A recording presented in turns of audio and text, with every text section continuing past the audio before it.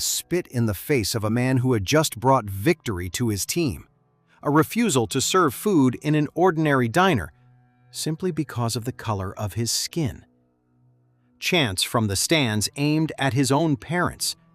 All of this was endured by one man. And then his career was cut short by war. He was sent to a place from which not everyone returned. When he came back, the team he had played for no longer existed. But despite all of this, he reached a championship title and later became the first black head coach in NBA history. If, like me, you enjoy looking back at the great NBA legends of past decades, and you're interested in their true stories and little-known facts that are rarely talked about, be sure to subscribe to the channel. Your support truly helps the channel grow and makes it possible to bring you more videos like this. Thank you. Now, let's continue.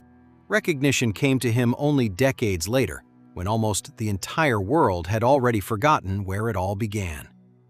His name should have rung out alongside Jackie Robinson's, but it got lost in history's shadow.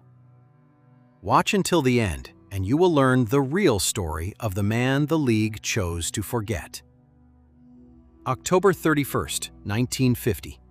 The lavish Edgerton Park Arena Sports Palace in Rochester, New York. A cramped old hall where the stands hang almost over the court, and every fan's shout is heard as if they are standing right behind you. The Washington Capitals take the floor. An ordinary, unremarkable season-opening game against the Rochester Royals begins.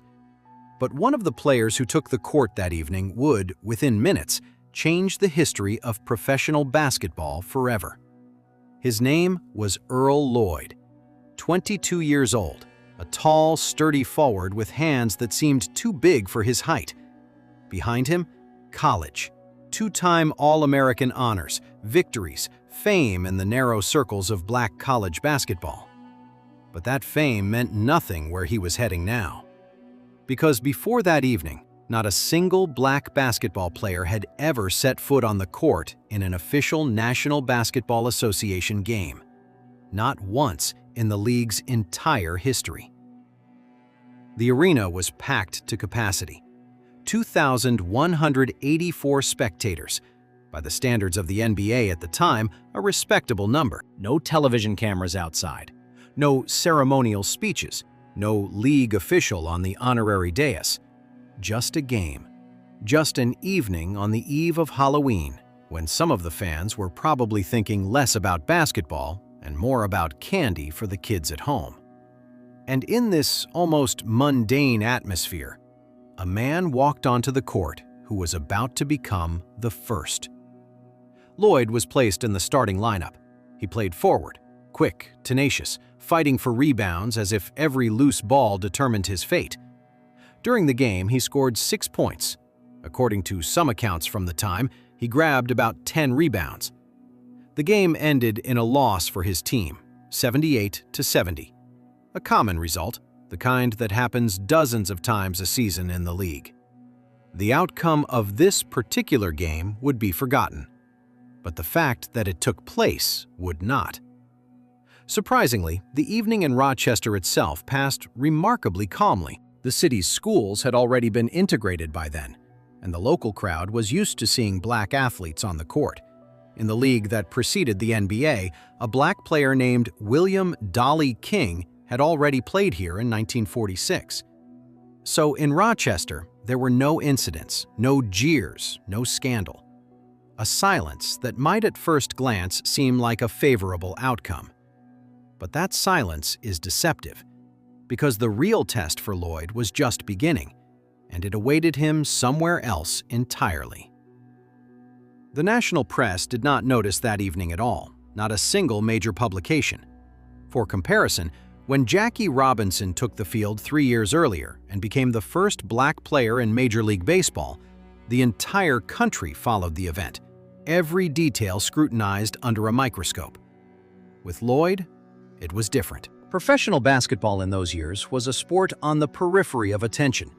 Teams played in small provincial arenas, attendance was modest, and major newspapers simply did not consider it worthwhile to send correspondents to such games. the barrier fell almost unnoticed by the entire country. And therein lay a bitter irony. The man who made a historic breakthrough remained practically invisible to most of his contemporaries. But there was another detail that makes this story particularly intriguing. Lloyd was not the only black player to enter the league that year. In April 1950, the Boston Celtics had drafted a black player named Chuck Cooper, and formally, he was the first black basketball player ever selected in the NBA draft. A little later, the New York Knicks signed a contract with former Harlem Globetrotters player Nat Sweetwater Clifton, and he became the first black player to officially sign a contract with a league team. 3 men, 3 parallel stories, 3 doors opened almost simultaneously. But fate had its own schedule. The Celtics and Knicks seasons did not begin until November. The Washington Capitals, however, opened their season precisely on October 31st. And this seemingly purely technical calendar fact made Earl Lloyd the first black player to actually appear on the court in an official league game. Not because he was drafted earlier, not because his contract was signed first, but simply because his team played first on the schedule. Lloyd himself found out that he had been drafted quite by accident. He had not been following draft news closely. He learned of his future through a rumor brought to him by an acquaintance on his college campus. Someone, somewhere, had heard that he had been selected in the 9th round of the draft by the Washington club. Only then, confronted with that rumor face to face, did he begin to believe that the path to the professional league had truly opened for him. It seemed like a story of triumph. A young talent breaks through an invisible wall, becomes the first, enters history. But behind that calm, almost mundane evening in Rochester lay something far more complex and heavy. Because in the very next home game, when the Capitals hosted the Minneapolis Lakers, the atmosphere was entirely different. In the stands that evening sat Lloyd's parents, who had come to support their son, and they had to endure openly racist taunts aimed at their own child from disgruntled white fans. Peaceful Rochester turned out to be more of an exception than the rule.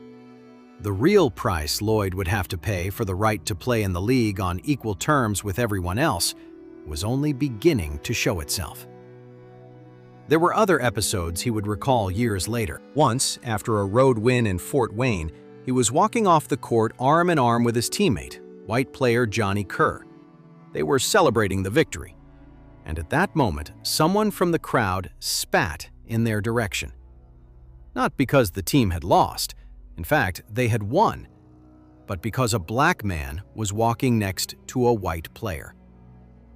Another time, during a road trip, he was simply refused service at a diner because of the color of his skin, and he had to return to his hotel room to eat alone. The team's coach at the time, Horace McKinney, upon learning this, came to Lloyd's room himself and shared dinner with him.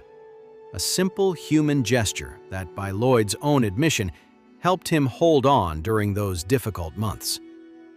But all that would come later. That evening of October 31st, when Lloyd first stepped onto the NBA court, none of those present in the hall could know how long and arduous his journey would be. No one knew that in a few months his career would be interrupted by military service. No one knew that segregated hotels on road trips, restaurants that refused to serve him, and entire seasons played in an atmosphere of constant tension lay ahead. And certainly no one that evening could imagine that this modest forward from a provincial college would one day become a league champion, and then the first black head coach in NBA history. To understand how a man who grew up under the harsh racial segregation of the American South ended up on a professional league court that evening, we must go back to a small town in Virginia, where the future pioneer of the NBA grew up in a world divided by an invisible but absolutely real line: schools for whites and schools for blacks, courts where entry was open to some and closed to others. It was there, in conditions almost unimaginable today, that the character of the man who was destined to open a door closed to millions before him on October 31, 1950, was forged. If you are interested in the fates of other basketball legends of that era, links to other videos on our channel are already appearing on the screen. Check them out. There are equally amazing and tragic stories waiting for you.